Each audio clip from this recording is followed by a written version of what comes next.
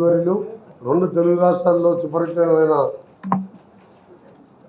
గౌరవ మంత్రివర్యులు అనుభవజ్ఞులైన తుమ్మల నాగేశ్వరరావు గారు, అలాగే సోదరుడు అతి తక్కువ సమయంలోనే ఎంపీగా, ఇప్పుడు ఎమ్మెల్యేగా, రెవెన్యూ శాఖ, హౌసింగ్ మరియు ఏఎన్పిఆర్ శాఖ మంత్రిగా ప్రజలతో సన్నిహిత సంబంధాలు ఉన్న పొంగిరెడ్డి శ్రీనివాసరెడ్డి గారు, అలాగే మా సహచర డిప్యూటీ సీఎం గారు ఈరోజు ఢిల్లీ ప్రోగ్రాంతో రాలేకపోయారు. మొదటి సమావేశం ప్రజాపాలన మీద ఇప్పుడే ఆఫీసర్స్తో ఒక అవగాహన సదస్సులాగా పెట్టుకున్నాం. ఈ నెల 28 నుంచి 6వ తారీఖు వరకు జరిగే గ్రామ సభలలో మేము ఇచ్చిన 6 గ్యారంటీలతో అభయహస్తం పేరుతో ఆ కార్యక్రమాల్లో బెనిఫిషియర్ని సెలెక్ట్ చేయడం కానీ, వాళ్ళ అప్లికేషన్ ఆహ్వానించి ఆ తర్వాత స్ట్రీమ్లైన్ చేసుకుంటూ దాన్ని అమలుపరిచే దిశగా మా ప్రభుత్వం ముందుకు పోవాలని అధికారంలో చేపట్టి 20 రోజులు కాకముందే మీకు తెలుసు 2 రోజుల్లోనే 2 కార్యక్రమాలు బహుశా దేశ చరిత్రలో ఏ ప్రభుత్వం కూడా మేనిఫెస్టోలో పెట్టిన విషయాన్ని 2 రోజుల్లో అమలు చేసే చరిత్ర ఎక్కడ లేదు. 6 సార్లు గెలిచిన ప్రజాప్రతినిధిగా నేను ఇన్ని రాష్ట్రాల్లో చూసినా ఎక్కడ జరగలే. మిగిలిన కార్యక్రమంలో ఏ విధంగా పేదలైన అర్హులకు చెందాలి, దాని విధంగా ఏ విధంగా మేము అందరినీ కూడా సెలెక్ట్ చేసుకోవాలి, ఆదరా కాకుండా ఉన్నవారికి పేదవారికి చెందవలసిన స్కీమ్స్ చెందకుండా అతి పేదమైన నిరుపేద నుంచి మొదలుపెట్టుకొని ప్రతి ఒక్కరికి అర్హులైన వారికి చెందాలనే ఉద్దేశంతో ఒక మంచి ప్రాసెస్తో స్టార్ట్ చేసినాం.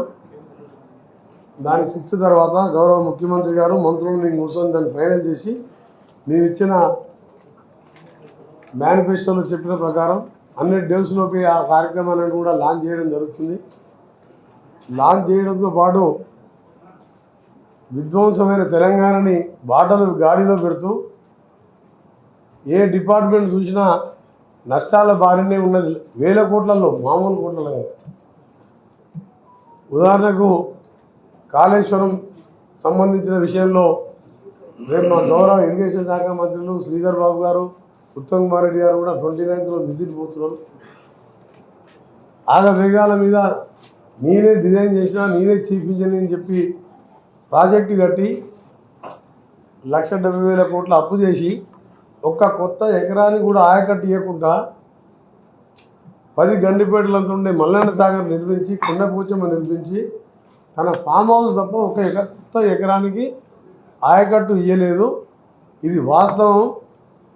మీరు దాని మీద వాళ్ళు ఎన్ని చెప్పినా మీరు పత్రికా విలేకరులు, మేధావులు, సీనియర్స్ మీరు పోయి ఒకసారి చూసుకోవచ్చు. మొన్ననే 6 నెలల ముందు నిజాం సాగర్ కూడా నింపుతానికి జిఫ్ట్కు టెండర్లు పిలిచింది తప్ప 400 ఎకరాల ఫామ్ హౌస్ తప్ప ఎక్కడ కాలువలు తీయలేదు. అది వాస్తవమైన మాట. దాంతోపాటు మేము మొదలుపెట్టిన మహబూబ్నగర్ పాలమూరు ప్రాజెక్టు కానివ్వండి, ఎస్ఎల్బిసి టన్నల్ స్కీమ్ కానివ్వండి, ఏఎంఆర్పి ప్రాజెక్టు, కలవకుర్తి, నెట్టెంపాడు, భీమా, అవన్నీ కూడా దాని తర్వాత మొదలైన కాళేశ్వరం పూర్తయింది తప్ప అది పూర్తి కాలే. అది ఎక్కడ 40% పూర్తి కాలే. వాటర్ సోర్సెస్ లేదు. ఉదాహరణకు నల్గొండలో డిండి రిజర్వాయర్ నిర్మిస్తూ దాని సోర్స్ ఇప్పటికీ ఫైనల్ చేయలే. రిజర్వాయర్ అయినాయి, రైతుల భూములు తీసుకున్నాం.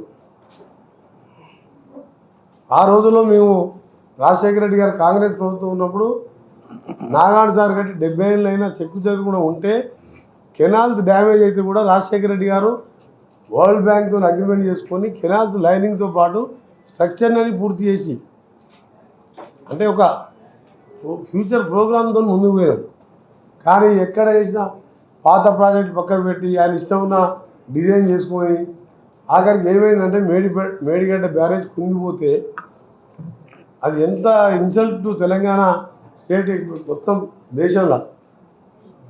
దాంట్లో కొందరు అధికారులు చెప్పారు ఇది విధ్వంస చర్య అని చెప్పాను. విధ్వంస చర్య అయితే ఎవరన్నా నక్సలైట్లు కానీ ఎవరైనా చేస్తే బాంబులు పెట్టినా అది బ్యారేజ్ పైకి లేచిపోతుంది తప్ప నీళ్ళలో కుంగిపోదు. అలా కలపల్లి మాటలు చెప్తే దాని మీద డీటెయిల్గా ఇరిగేషన్ అలా సీఎం గారు రివ్యూ చేస్తున్నాం. దాని మీద కూడా తప్పకుండా చర్యలు తీసుకుంటాం.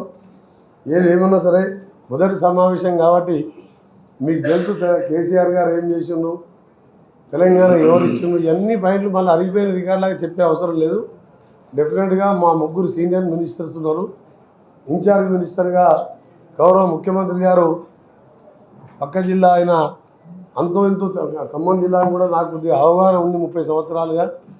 వారితో ఒక టీం మెంబర్గా ఉంటూ వారు చెప్పిన విధంగా వారికి తోడుగా ఉంటూ తప్పకుండా ఖమ్మం జిల్లాని వచ్చే 5 ఏళ్లలో సమస్యలు లేనిగా జిల్లాగా చేయడం, ఇంక్లూడింగ్ అది రోడ్స్ కానివ్వండి, ఆర్ఎన్బి రోడ్స్ విషయంలో, నేషనల్ హైవే విషయంలో అప్పటి మంత్రివర్యులు పెద్దలు గౌరవనీయులు Tummala Nageswara Rao maximum roads cover చేసిండు.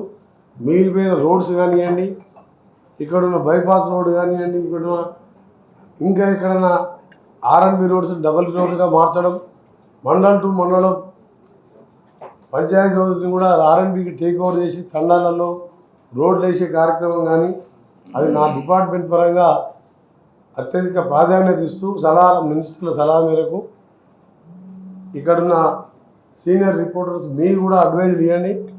డెఫినెట్గా ఏదో మీద చూసి ఒక 4 రోడ్లు వేయగానే అభివృద్ధి జరిగిపోదు. పేదవానికి సొంత ఇల్లు ఉన్నప్పుడు ఆత్మగౌరవం, నా ఇంట్లో నేను ఉంటున్నాను, రేషన్ కార్డు విషయంలో కానీ ఇంకా మేము చెప్పిన గ్యారెంటీ సిలిండర్ విషయంలో కానీ అన్నీ కూడా పూర్తి చేసుకుంటూ ఒక అర్థవంతమైన పాలన, ఆర్థిక క్రమశిక్షణతో నిజాయితీతో కూడిన పాలన అందిస్తామని చెప్పి ఖమ్మం జిల్లా ప్రజలందరూ కూడా హామీ ఇస్తూ మా గౌరవ జిల్లా కలెక్టర్ ప్రియాంక గారు కొత్తగూడెం, అలాగే కలెక్టర్గా మన వినీత్ గారు ఎస్పీ గారు, మా ఖమ్మం జిల్లా కలెక్టర్ అండ్ కమిషనర్ గారు ఎలక్షన్ డ్యూటీలో ఢిల్లీకి వెళ్ళడం జరిగింది. మాకు చెప్పి వారి తరఫున అడిషనల్ కలెక్టర్స్ కానీ ఇంకా జిల్లా అధికారుల సహకారంతో డెఫినెట్గా 24/7 365 రోజులు మీకు అండగా ఉండి మన ఖమ్మం జిల్లాని, పోరాటాల జిల్లాని, ఖమ్మం జిల్లాని అభివృద్ధి విషయంలో మరే ఇతర జిల్లా కంటే ఎక్కువ భిన్నంగా అభివృద్ధి చేస్తామని మీకు అండగా ఉంటామని మరొకసారి హామీ ఇస్తూ